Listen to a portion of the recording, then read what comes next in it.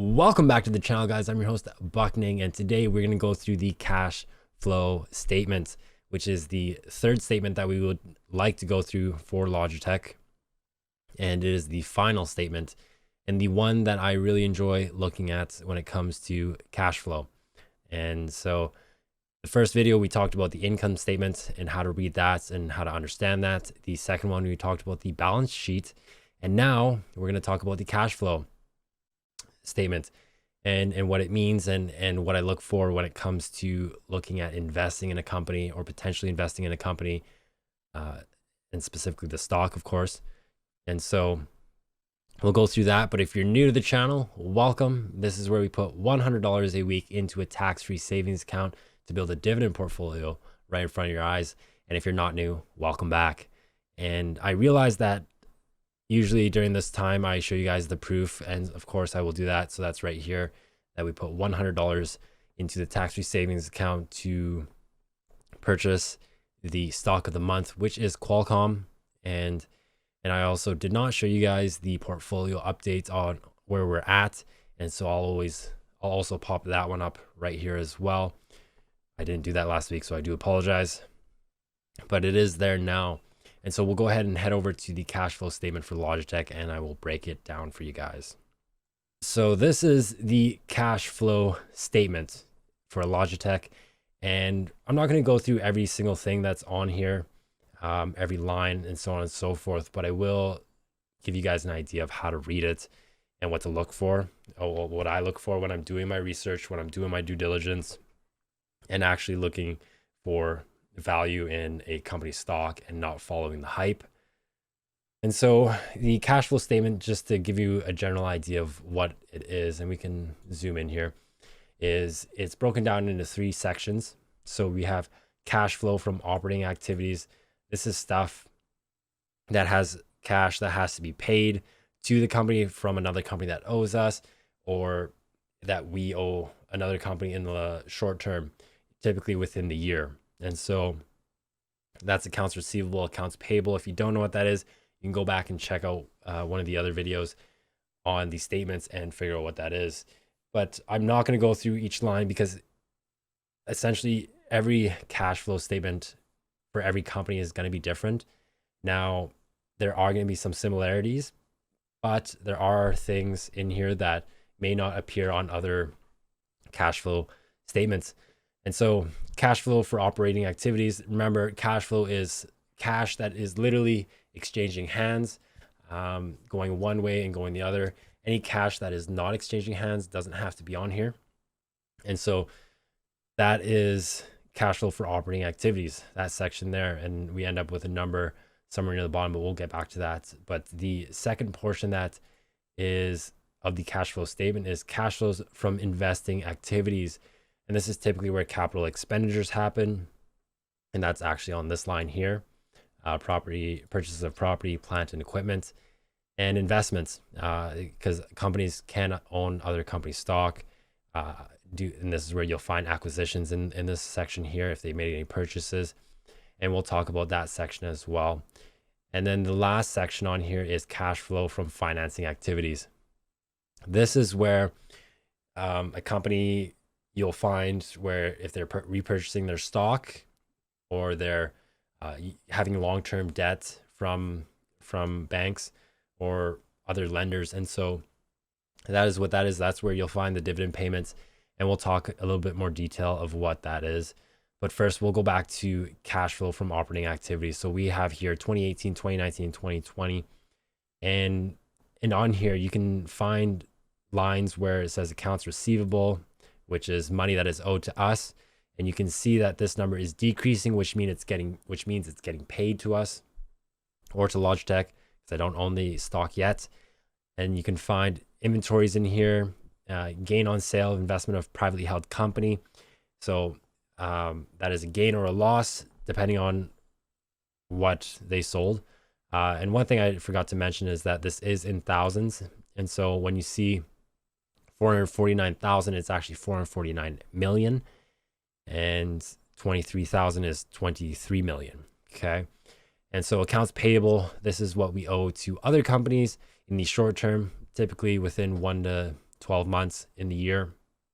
And so cash flow is money that is being produced or being used, and where is it going, and how the company is spending that cash. We are literally talking about cash, hence the statement cash flows. Okay, where is it flowing? Is it flowing in or is it flowing out? The operating activities includes admin, employees, so on and so forth. It's just the general operations of the company. And so once we have everything, we end up with a number for net cash provided by operating activities. And for 2020, Logitech had a net cash flow of $425 million, and which is great. You want to see a positive number here. If you don't see a positive number here, like a negative number, it's something that you might want to look into, and it's typically not a good thing, okay? Because if their operating expenses are higher than what they're bringing in, that means they have to go and borrow money to keep the business running, and it might be a sign of a dying business. And so this number should always be positive and should always be growing, or at the least be consistent. And so that is what the net cash provided by operating activities is at $425 million. And I always like to go back past 5 years when it comes to the cash flow statements, and I'll explain that later on. Next one here is cash flows from investing activities. It says purchase property, plant, and equipment. This is also known as capital expenditures, okay? These are keeping and maintaining the asset that keeps the business operating. And so when it says purchase of property, plant, and equipment, that typically means they're investing money to make sure and maintain that equipment or the property or the plant is at its peak performance and allows the company to keep doing what it's doing. And so you'll typically see a number here that is a negative number because it's in brackets. It's a cost to make sure that the asset is running properly. Okay, and so acquisitions is in here as well. So that is for acquisitions. Obviously, they bought a few companies. I know this one in 2019. It was, I believe, it was Streamlabs or Blue Yeti that they purchased, and so on and so forth. And you can see that it's blank here for proceeds on return on investments or short-term investments and sales of short-term investments. So you can see that the proceeds of return on investments, there's nothing here. So there was no maturity on maybe shares or banknotes or anything like that. And then purchases of short-terms investments. In 2020, there wasn't any purchases. You can see here, there was a purchase of 1.5 million in 2019. In 2018, of 6.7 million purchases of investments. So companies do buy investments as well, and so on and so forth.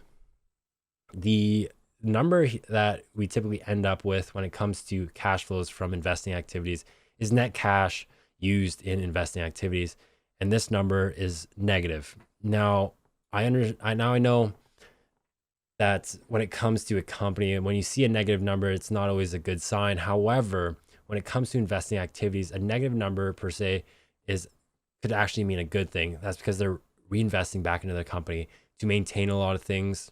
And so if it's negative, it's not a bad thing. But if it's like a super big number, like maybe $1 billion, then you might want to look into that.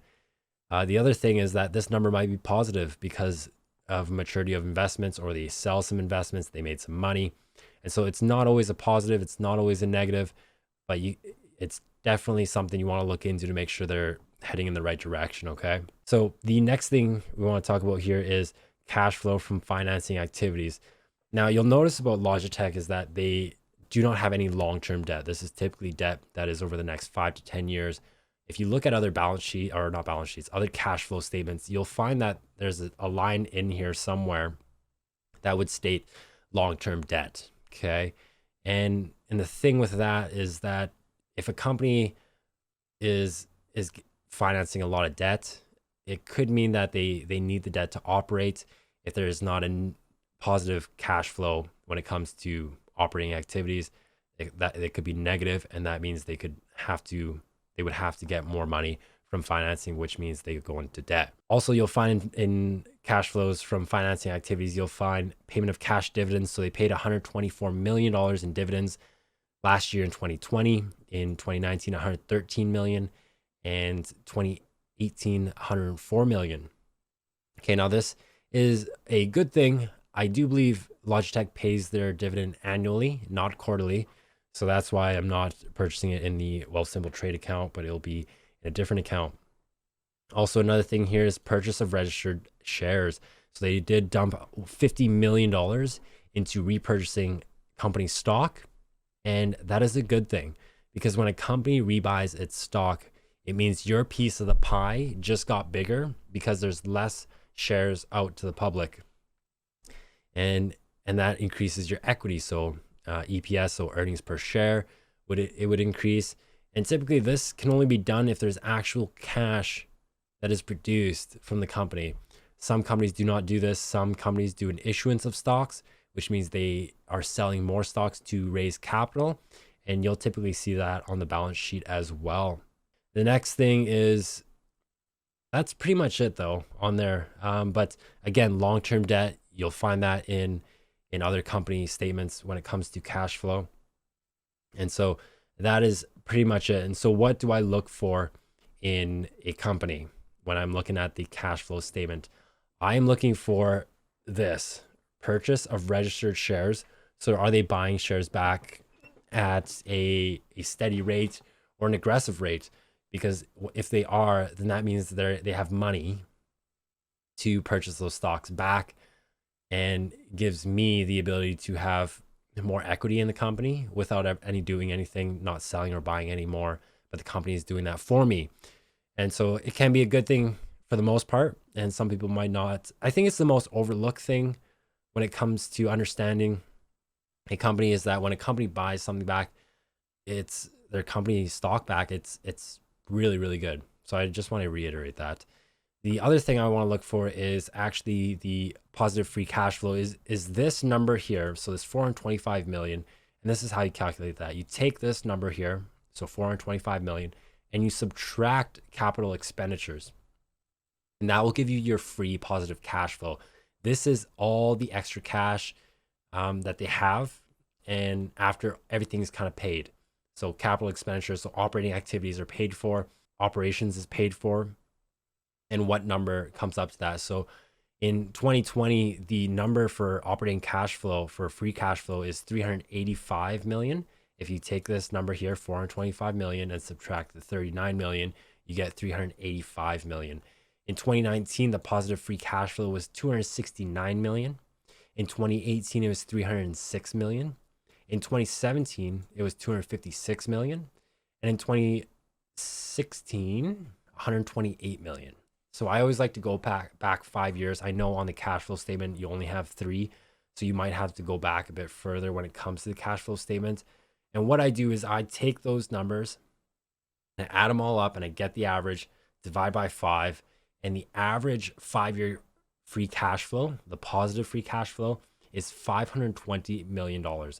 Now, I know for 2020, they had huge profits for Logitech, and that's because of what happened last year. A lot of people had a work at home mandate, and that means they had to create their own home office. And typically a home office would require anything that has to do with PCs. And so that number was a positive of 520 million on average. So it is a kind of a lucky year in that sense. But when you go back and look at the positive free cash flow, you can see that it is really just going up and up. I mean, 2020 was right now, 2021, the average for positive free cash flow is $1.3 billion based off of their last quarter. And that is completely amazing, you know. And what we're essentially doing is we're buying a company to make sure that they have cash, because if they have cash, that means you get paid in a dividend, they can grow the company, and they are thriving for the most part. And so it always requires you doing your research. And so that is the cash flow statements in there, and that is how you read it. Other than that, guys, that is pretty much it. Now you can put it really all together in a sense where you can go look at the annual report. You know what to look for in an income statement. If you haven't checked that video out, go check it out. The balance sheet as well, so you can go and check that one out as well. And now you can watch the cash flow and you can all put it together. And this will give you a sound idea of what to look for in a company before actually making the move at investing in the company stock and seeing growth for the long term, because we are in this for the long term. And so hopefully you guys did enjoy the video. This is the end of this series. And on Friday, we will be purchasing Qualcomm. So I'll give you an update on that and the spreadsheet and everything of the sort. So hopefully you guys did enjoy, and we'll see you in the next one. Bye.